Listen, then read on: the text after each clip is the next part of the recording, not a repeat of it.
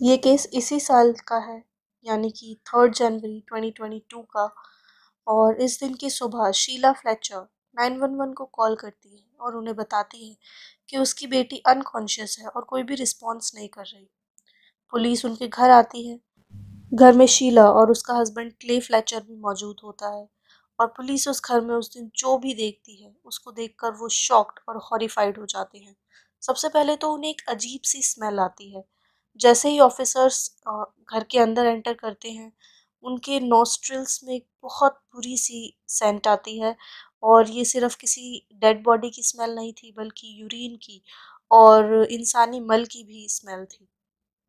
घर के living room में था एक 1960s के स्टाइल का एक काउच, और उस पर थी 36 साल की लेसी फ्लेचर, और ये शीला और क्ले की इकलौती बेटी थी। अब जिस कंडीशन में लेसी की बॉडी मिली थी, वो इंसानी बॉडी की तरह लग ही नहीं रही थी। वो पार्शियली नेकेड थी, और उसके फीट एक क्रॉस्ड पोजीशन में थे, और वो काउच में एक गड्ढे के अंदर धसी हुई थी, और उस गड्ढे में थे उसी के ही यूरिन और मल।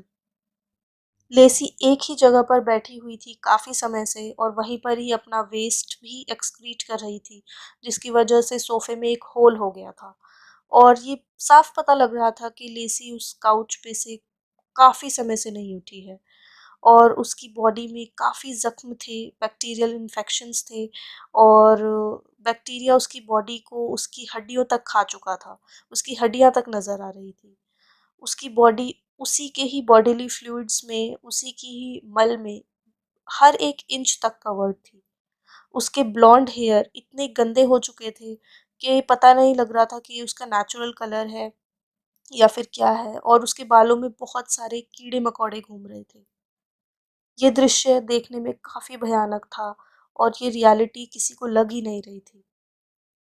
उसी रूम में खड़े थे लेसी के पिता क्ले, और वो बिल्कुल इमोशनलेस लग रहे थे। उनके अंदर कोई इमोशन नहीं था।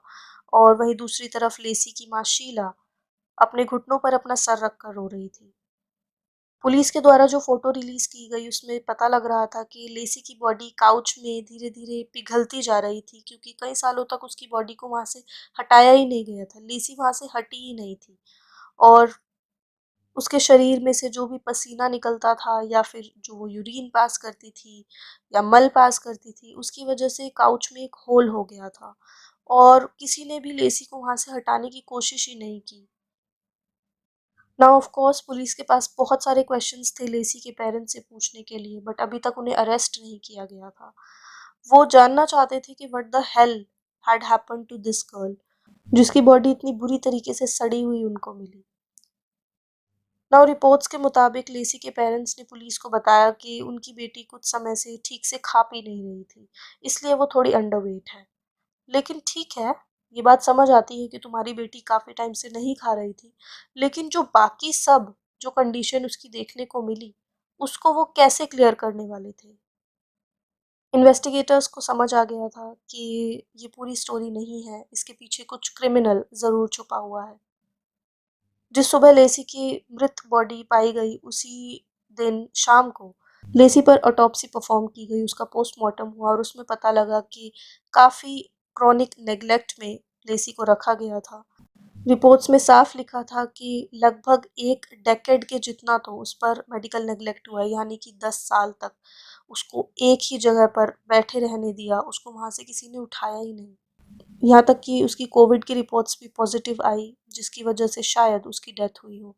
अदरवाइज जो उसकी बॉडी पे ज़ख्म थे, बैक्टीरिया उसको खा रहे थे, और वो काफ़ी ज़्यादा कमज़ोर थी क्योंकि उसको खाना ही नहीं दिया गया था। तो ये भी रीज़न्स हो सकते हैं उसकी मौत के। लेसी के बचपन की बात करें तो लेसी का जन्म 25 नवंबर 1985 को अपने पेरेंट्स शीला और क्ले फ्लेचर के घर में ल्यूजियाना में हुआ। फ्लेचर फैमिली फिर उसके बाद लेसी को लेकर अपने दूसरे घर में शिफ्ट हो गए, जो कि टॉम ड्राइव पर था, और उस समय लेसी 9 साल की थी। वहाँ के आसपास के बच्चों के साथ लेसी जल्द ही दोस्त बन गई, और उनके साथ वो खेल कूद करती थी। शुरुआत में जब ये लोग टॉम ड्राइव पर शिफ्ट हुए, उस समय लेसी बच्चों के साथ खेलती थी, वो वॉलीबॉल टीम में भी थी, और अपने माता-पिता के साथ चर्च भी जाया करती थी। अब अपने स्कूली दिनों में एक पॉइंट ऐसा आया जब लेसी को ऑटिज़्म से डायग्नोज़ किया गया, ये पता लगा कि उसको ऑटिज़्म है। इसके साथ-साथ लेसी के अंदर एस्पर्जर्स के भी सिम्पटम्स दिखे। ये एक ऐसी कंडीशन है जो कि ऑटिज़्म की वजह से ही होती है। इसमें बच्चा सोसाइटी में अपने आप को फिट नहीं रख पाता, उसके सोशल इंटरेस्ट काफ़ी कम होते हैं, वो कम्युनिकेट भी बहुत कम करता है और अपने बिहेवियर को बार-बार रिपीट करता है। अब जब लेसी छोटी थी उस समय तो वो बच्चों के साथ खेला-कूदा करती थी, तो कभी भी उसके साथ कुछ डिफरेंट नज़र नहीं आया क्योंकि उसकी एज काफ़ी छोटी थी। वो हमेशा स्माइल करती रहती थी, हँसती रहती थी और प्ले अराउंड करती थी उसकी एज के बाकी के बच्चों की तरह। लेकिन जैसे-जैसे वो अपने टीनेज ईयर्स में जा रही थी, वैसे-वैसे चीज़ें चेंज हो रही थी।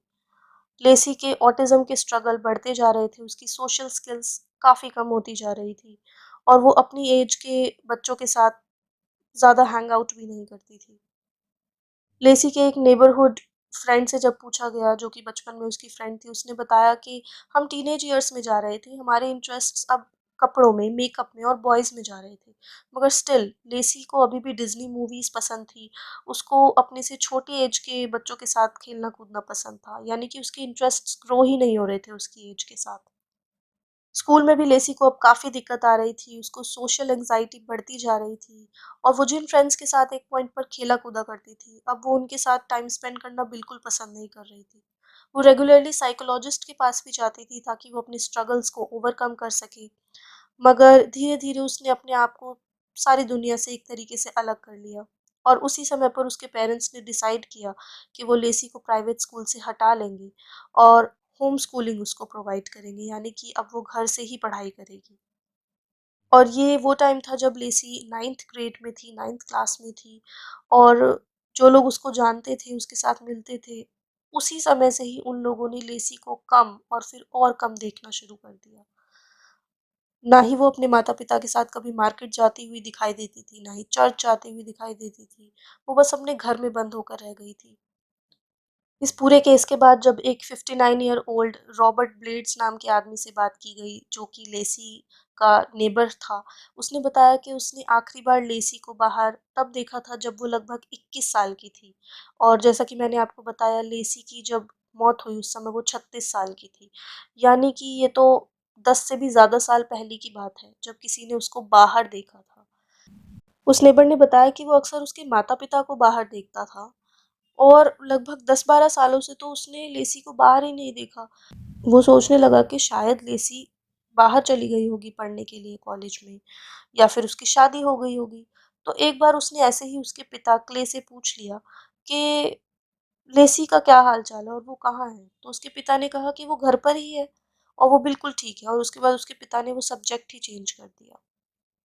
उसका पड़ोसी भी ये जानकर हैरान था कि लेसी को वो जब वो इतने सालों तक बाहर नहीं देख रहा था, वो असल में अपने घर में थी, वो भी एक ही काउच पर बैठी हुई। पूरे 12 सालों तक एक ही काउच पर, एक ही जगह पर बैठी रही वो।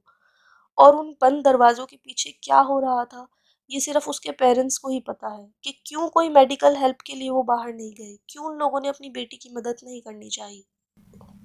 लेसी की मौत के बाद उसके माता-पिता ने फ़ेसबुक पर एक मैसेज भी पोस्ट किया था, जिसमें उन्होंने डिटेल्स दी थी उस मेमोरियल के बारे में जो उन्होंने ऑर्गेनाइज़ किया था लेसी के लिए और उसमें सिर्फ़ उन्होंने लेसी के लिए एक चीज़ लिखी, mom and dad love you so much.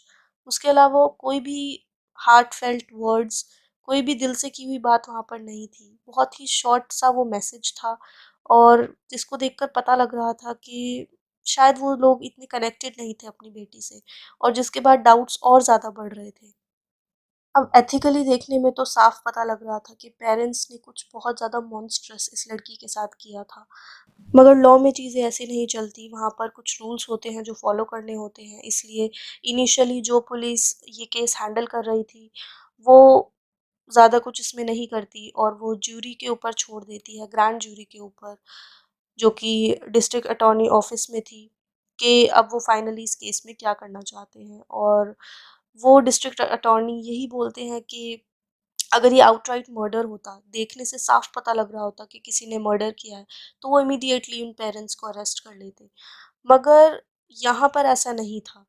यहाँ पर लगभग 12 साल तक एक लड़की धीरे-धीरे अपनी मौत की तरफ बढ़ रही थी। ये कोई क्विक मर्डर नहीं था और इसलिए वो डायरेक्टली पेरेंट्स को ब्लेम नहीं कर सकते। और इसी के चलते उन लोगों ने कुछ डॉक्टर्स और एक्सपर्ट्स की मदद ली, उनसे राय जानी और जिसके बाद वो इस नतीजे पर पहुँचे कि अ, लेसी के माता-पिता को सेकंड डिग्री मर्डर के लिए चार्ज किया जाएगा। I know guys, second degree murder इन दोनों पर चार्ज करना काफ़ी छोटा था, मगर स्टिल कोई भी डायरेक्ट एविडेंसेस नहीं थे जो इन दोनों पेरेंट्स को दोषी ठहरा सके। जहाँ तक कोर्ट प्रोसीडिंग्स की बात की जाए तो वहाँ पर बहुत सारी बुरी-बुरी इमेजेस दिखाई गई जहाँ पर लेसी सोफ़े पर बैठी हुई थी। 12 साल तक वो उस सोफ़े पर जी रही थी, अपनी ही बॉडीली फ्लूइड्स में कवर्ड थी, बिल्कुल उसकी बॉडी सड़ चुकी थी, सोफ़े में एक होल हो चुका था। इमेजेस इतनी डिस्टर्बिंग थी कि जो भी लोग उस समय कोर्ट में मौजूद थे, उनमें से आधे से ज़्यादा लोगों को मेंटल हेल्थ प्रॉब्लम्स हो गई और उनको ट्रीटमेंट की ज़रूरत पड़ी। जिस दिन पेरेंट्स पर ये सेकंड डिग्री मर्डर के चार्जेस लगे, उससे अगले दिन इस कपल को एक $300,000 की बॉन्ड के ऊपर जेल से रिहा कर दिया गया और ये अभी तक भी अपनी इनोसेंस मेंटेन कर रहे हैं। ये बोल रहे हैं कि हमारा इस मौत से कोई लेना-देना नहीं है। पेरेंट्स का कहना है कि वो खुद होम स्कूल होना चाहती थी, वो खुद घर में रहना चाहती थी, वो खुद काउच से कभी हिलना नहीं चाहती थी, वो खुद वहीं पर ही मल त्यागना चाहती थी और यूरिनेट करना चाहती थी। इसलिए हमने उसे वो सब करने दिया जो वो चाहती थी। जो भी सब कुछ हुआ वो उसी की ही मर्ज़ी थी। वो खुद ही वहाँ से हिलना नहीं चाहती थी। हम इसमें कहीं से भी दोषी नहीं हैं। नाउ इस पूरे केस की सबसे शॉकिंग बात ये है कि शीला आखिर एम्प्लॉयमेंट के लिए क्या करती थी? उसका पेशा क्या था? तो you will be shocked to know कि शीला एक पुलिस ऑफ़िसर थी। उसके पास वो सारे रिसोर्सेज़ उसके फिंगर टिप्स पे थे जिसकी मदद से वो अपनी बेटी की हेल्प कर सकती थी। गाइज़, आप मेरे ओपिनियन की बात करो तो इसमें कोई डाउट नहीं है कि शीला को पता था कि वो अपनी डॉटर को अब्यूज़ कर रही है और फाइनली वो मर जाने वाली है। बट यहाँ तक कि लास्ट टाइम जब इन लोगों ने अपनी बेटी को एक फ़िज़िशियन की हेल्प दिलाई, वो समय तब था जब लेसी 16 साल की थी और उसकी मौत 36 साल की उम्र में हुई है। दोनों पेरेंट्स ने कोई भी कोशिश नहीं की कि किसी साइकियाट्रिस्ट, किसी फिजिशियन, किसी डॉक्टर की हेल्प उसको दिलवाई जाए। वो दोनों अपनी लाइफ जी रहे थे और अपनी बेटी को एक काउच पे सड़ने के लिए उन लोगों ने छोड़ रखा था। हाँ, मैं मानती हूँ कि अपने ऑटिज़्म की कंडीशन और एस्पर्जर्स के सिम्पटम्स की वजह से लेसी चाह रही होगी उस काउच से ना हिलना, चाह रही होगी ना खाना, सोशली इंटरैक्ट ना करना। बट यहाँ पर ही तो पेरेंट्स काम आते हैं गाइज़। यहाँ पर ही तो पेरेंट्स का फ़र्ज़ बनता था कि वो उसको बाहरी हेल्प दिलवाएँ। मगर उन लोगों ने कुछ भी नहीं किया, लेसी को उसकी हालत पर छोड़ दिया, वहीं 12 साल तक सड़ने के लिए और मरने के लिए। आई मीन इस केस को स्टडी करके मुझ पे जितना गुस्सा भरा हुआ है, I can't even tell you. Guys, अभी तो ये केस पूरी तरीके से क्लोज़ नहीं हुआ है, इसमें और भी हियरिंग्स अभी आगे होनी है और मैं इस केस को क्लोज़ली फ़ॉलो करती रहूँगी और क्योंकि इसमें काफ़ी डिटेल्स हैं जो अभी बाहर आनी बाकी है एंड मैं ये भी देखना चाहती हूँ कि लेसी के पेरेंट्स क्या लेकर आते हैं अपने डिफेंस में, क्या रीज़न है उनके पास जिससे वो प्रूव कर सके कि उन लोगों ने अपनी बेटी को अब्यूज़ नहीं किया, नेग्लेक्ट नहीं किया। बहरहाल आप लोगों का इस केस के बारे में क्या कहना है? क्या पेरेंट्स लेसी की हालत के ज़िम्मेदार हैं या पेरेंट्स सच में खुद भी परेशान थे? I really want to know your comments, so please comment down below. I'll meet you next time with another crime story from around the world. Until then, signing off.